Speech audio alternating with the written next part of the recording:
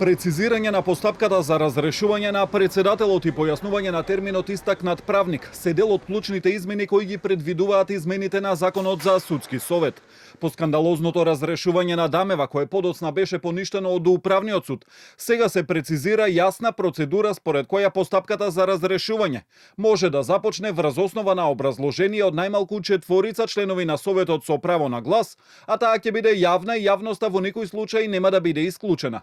За разрешување на председателот на судскиот совет потребни ќе бидат 8 гласа, предвидуваат измените. Со поимот истакнат правник пак собранието во иднина за членови ќе може да избере само кандидати кои имаат најмалку 15 години работно искуство во правната професија по положен правосуден испит, или пак универзитетски професори по право со најмалку 7 години работно искуство во наставно научно звање. Секој од кандидатите ќе треба да обезбеди и најмалку 3 препораки.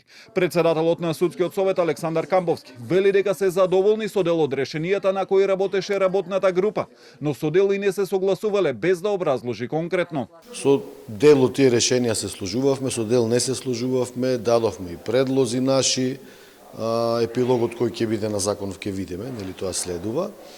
Мислам дека се направи обителен да се дефинира она што стално е актуелно во јавноста, што е тоа истакнат правник.